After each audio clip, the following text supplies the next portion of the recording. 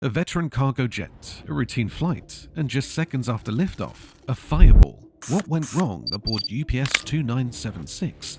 By the evening of November 4th, 2025, at the global hub of United Parcel Service in Louisville, Kentucky, a fully laden wide-body freighter was cleared for takeoff. The aircraft, a McDonnell Douglas ND-11F, tail number N259UP. The flight from Louisville to Honolulu. Conditions clear sky. Experienced crew and systems believed nominal. Louisville's airport is one of the busiest cargo hubs in the world. Every night, dozens of UPS aircraft converge here, forming a tightly choreographed ballet of packages, personnel, and planes. For the UPS fleet and the MD-11s in particular, this type of flight was routine, but what followed was anything but. A flash, a fireball, and then destruction. In mere seconds, what should have been an ordinary departure became one of the deadliest aviation incidents in the company's history. The aircraft managed only a shallow climb before a catastrophic left bank. An engine detached, flames engulfed the left wing. The plane descended sharply and slammed into a cluster of industrial buildings just past runway 17R.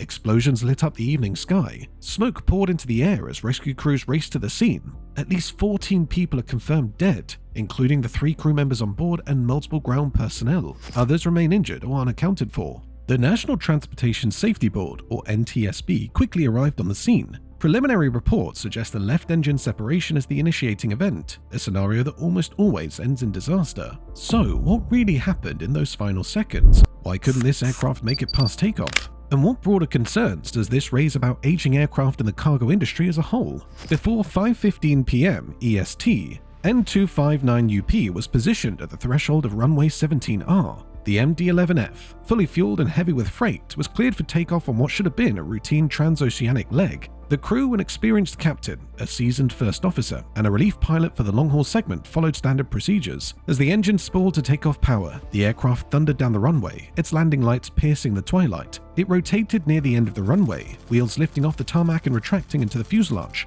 But something was wrong.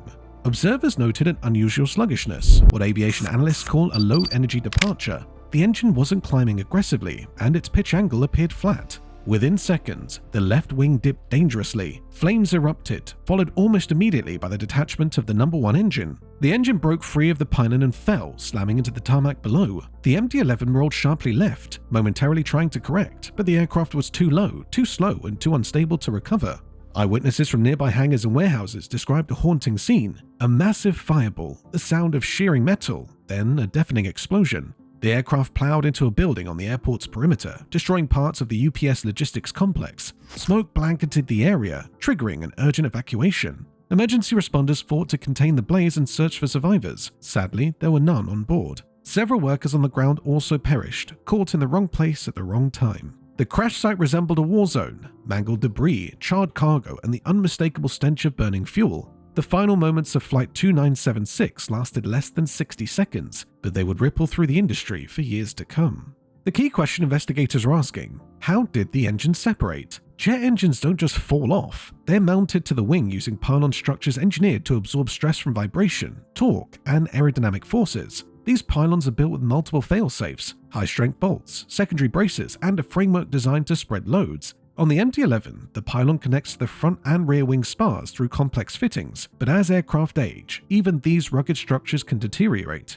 Cracks can develop inside bolt holes or at weld joints, often too small to be detected by eye. Over thousands of flight hours, these microfractures can grow. Aircraft maintenance uses non-destructive testing, or NDT methods such as ultrasonic, radiographic, and eddy current inspection to detect internal flaws. But those tools are only as good as their application. If inspections are rushed or documentation is incomplete, cracks can be missed. Investigators now believe the separation began at the forward mount, where corrosion and possible fatigue had weakened the structure. The engine tore away in a manner consistent with high-stress fracture. More concerning, part of the pylon was still attached to the wing, suggesting it failed mid-span, not at the root. This raises urgent questions. Was the last inspection rushed? Were service bulletins applied properly? Did UPS mechanics have enough access to tooling and parts for this aging aircraft? A former MD-11 engineer told investigators that a prior design concern involved localized pylon corrosion in moisture traps areas where water collects during long layovers or humid flights. If not drained properly, those areas can slowly rot from the inside out. Once the engine detached, all systems tied to it, hydraulics, generator, and fuel control, were lost. But more than that, the violent break damaged the wing's internal spars. That's why the fire spread so fast and the left roll became uncontrollable. In other words, this wasn't just an engine loss, it was a structural failure of the wing. The key question investigators are asking: how did the engine separate? Jet engines are designed to withstand immense forces. They're bolted to pylons, massive structural beams that connect to the wing. For an engine to tear away in flight is virtually unheard of in modern aviation. It suggests a failure not only of materials, but of inspection, oversight, or both. Preliminary analysis suggests that the engine separation occurred at one of the pylon attachment points. These connections are usually made with titanium bolts, and cracks can form over decades from microscopic failures. The cockpit voice recorder, or CVR, and flight data recorder, or FDR, are being analyzed for clues. Reports confirm that a continuous warning tone began just 37 seconds after throttle application. In that short window, the crew likely had little time to assess the situation, let alone respond. Once the engine detached, asymmetric thrust created a severe yaw and roll moment. Compounding the issue, the loss of the engine would have ruptured fuel lines, feeding a fire that spread almost instantly into the wing root. While dual-engine aircraft can fly on one engine, the MD-11's configuration and high takeoff weight made recovery nearly impossible. This was one of the most dangerous scenarios imaginable: an engine separation during the most vulnerable phase of flight. If investigators confirm fatigue or improper maintenance as the cause, it'll be a damning blow to confidence in legacy aircraft inspections. N259UP was a workhorse. Built in 1991, it first flew passengers for a major airline before being converted into a freighter in the mid-2000s. Like many MD-11s, it had a second life in cargo, but that second life came with trade-offs. The MD-11, introduced in 1990, was McDonnell Douglas's attempt to compete with the Boeing 747. It promised long range and more capacity than the DC-10, yet it quickly gained a reputation as challenging to handle, especially during takeoff and landing. Pilots underwent extensive simulator training to manage its quirks. The trijet design gave it power, but also complexity. By 2010, most passenger airlines had retired their MD-11s due to handling issues and maintenance costs. Freight carriers, however, saw potential. Cargo doesn't complain about turbulence, and UPS, FedEx, and others scooped up aging MD-11s for pennies on the dollar. These jets carried millions of packages across the world, but each year their airframes aged.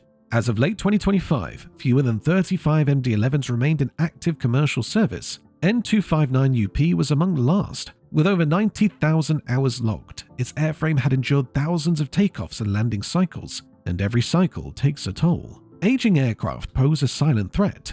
Unlike newer jets that come equipped with structural health monitoring systems, older models like the MD-11 depend on human inspections. That means crawling into tight spaces, using visual and ultrasonic tools to detect cracks that may be invisible to the naked eye. But cracks can hide deep within metal joints. Corrosion can start beneath layers of paint, and no inspection system is perfect. The FAA requires aging aircraft programs for jets that pass certain thresholds. For MD-11s, this includes enhanced inspections of engine pylons, wing spars, and control surfaces after 25,000 cycles.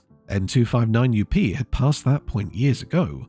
Was something missing during its last D-check, or was the damage simply undetectable? What makes this even more concerning is that UPS had already begun phasing out MD-11s in favor of Boeing 767Fs. But due to global demand spikes, some aircraft had their retirement delayed. It's possible N259UP was one such aircraft, extending its service under pressure. That raises a hard question. Are we pushing our aging fleet too far?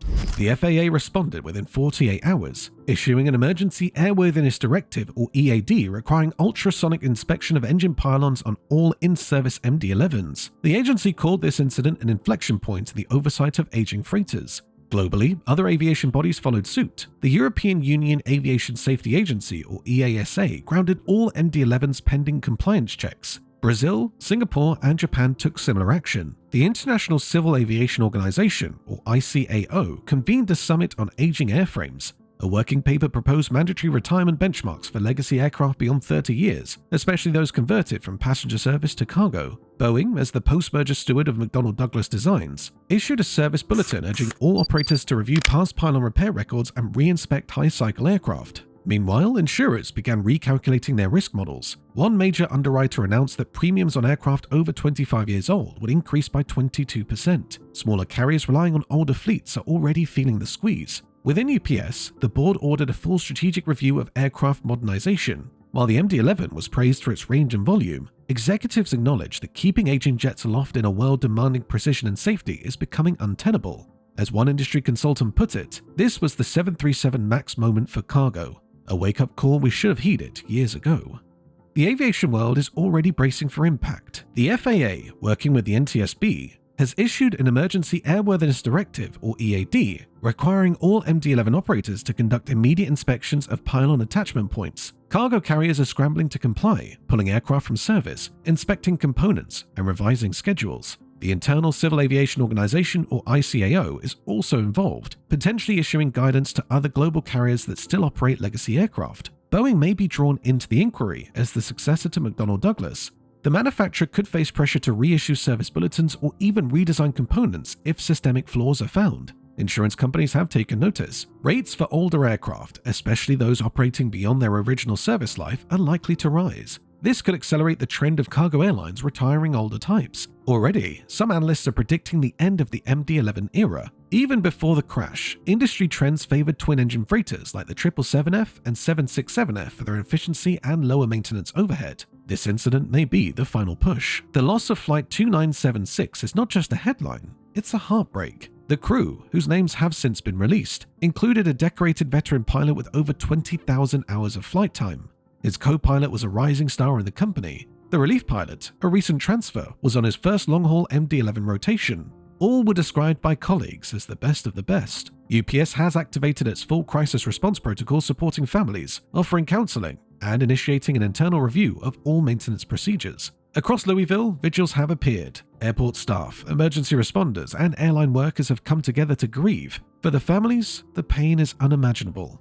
Beyond the personal loss, the crash has disrupted global shipping. UPS was forced to reroute thousands of packages. High-value cargo pharmaceuticals, electronics, and perishable goods were delayed. Some time-sensitive deliveries never arrived. For companies that rely on air freight, even a one-day delay can cost millions.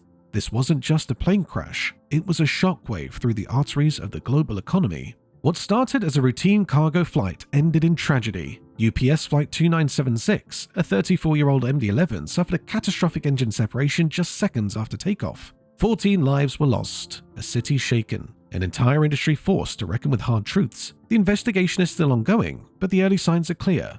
This wasn't just bad luck. It was an aging aircraft pushed one flight too far. A fatigue crack, a delayed inspection, a repair that may have been missed. The bigger picture, they all converged in a moment of irreversible failure. And this isn't about the MD-11. Across the world, fleets of converted cargo jets, many in their third or fourth decade of operation, carry everything from vaccines to iPhones, yet they depend on old inspection regimes and shrinking technical expertise. The tragedy of Flight 2976 challenges us to ask bigger questions. Are our inspection intervals still valid for aircraft at this age? Are we training enough technicians to handle legacy designs? And most importantly, is the cost of keeping old jets flying really worth the risk? Because safety isn't just about technology, it's about culture, investment, and the will to modernize before disaster forces our hand. The MD-11 may soon be gone, but its final flight must not be forgotten.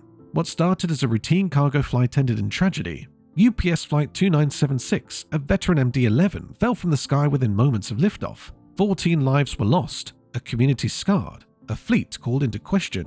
Investigators may take months to piece together the chain of events, but already the signs point to a familiar culprit. Age, time, fatigue, perhaps oversight. This is a cautionary tale not just for UPS or MD-11 operators, but for every corner of aviation. The industry prides itself on safety, but even the safest systems can fail if vigilance slips, even slightly. As air cargo demand grows, we must ask, are we investing enough in the machines that carry the weight of the world?